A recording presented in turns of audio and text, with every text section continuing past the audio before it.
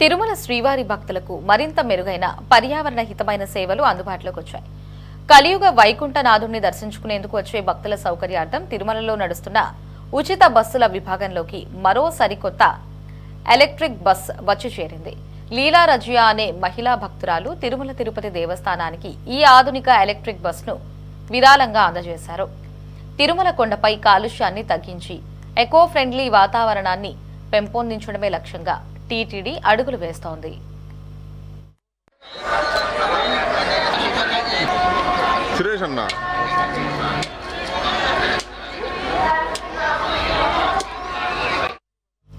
లీలా రజియా అనే మహిళా భక్తురాలు స్వామివారిపై భక్తితో ఒక అధునాతన ఎలక్ట్రిక్ బస్ను విరాళంగా ఇచ్చారు. తిరుమలలోని అన్నదాన భవనం వద్ద టీటీడీ అదనపు ఈవో వెంకయ్య చౌదరి పూజా కార్యక్రమాలు నిర్వహించి ఈ బస్ను ప్రారంభించారు. తిరుమలలో భక్తుల కోసం నడుపుతున్న ఉచిత బస్సుల సంఖ్య ఈ కొత్త బస్సుతో కలిపి మొత్తం 20కి చేరిందని ఈ సందర్భంగా అదనపు ఈవో వెంకయ్య చౌదరి వెల్లడించారు.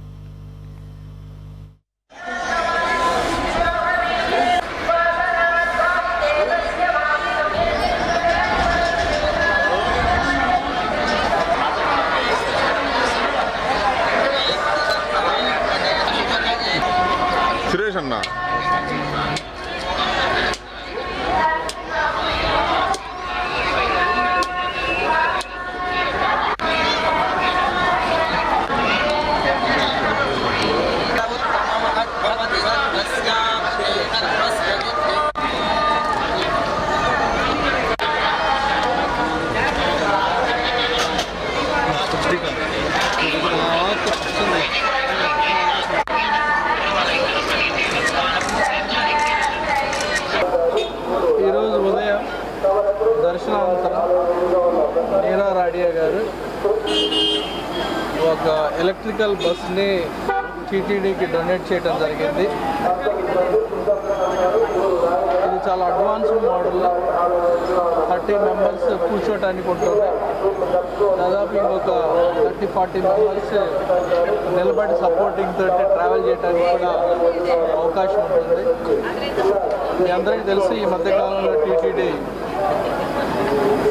డీజిల్ పెట్రోల్ యొక్క వెహికల్ని పక్కన పెట్టి ఎలక్ట్రికల్ వెహికల్, ఎన్విరాన్మెంట్ ఫ్రెండ్లీ వెహికల్స్ని ప్రమోట్ చేసే భాగంగా డొనేషన్స్ కూడా లార్జ్ స్కేల్లో ఎంకరేజ్ చేయడం జరిగింది.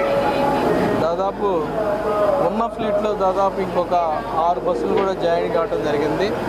దీంతో టోటల్ ఇప్పటికి 20 బస్సులు ఉన్నాయి. దాంట్లో 5 బస్సులు మాత్రమే డీజిల్ వెహికల్స్ ఉన్నాయి. మిగతా 14 వెహికల్స్ కూడా ఎలక్ట్రికల్ బస్సులు ఉన్నాయని ఈ సందర్భంగా తెలియజేస్తున్నాను. ఎలక్ట్రికల్ బస్సులు దాదాపు రోజుకి 10 ట్రిప్పులు మాత్రం ఉదయం నుంచి సాయంత్రం దాకా రన్ చేయడం జరిగింది.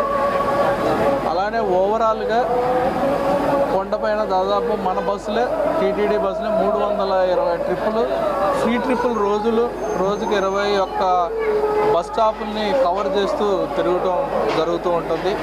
మీ అందరికీ తెలుసు, ఈచ్ బస్ స్టాప్లో కూడా ఏ టయానికి నెక్స్ట్ 2 సర్వీసెస్ ఉంటాయని కూడా డిస్ప్లే ప్లేట్ చెప్పడం వలన భక్తులకి చాలా సౌకర్యవంతంగా ఉంటుందని చెప్పి ఫీడ్బ్యాక్లో కూడా రావడం జరిగింది.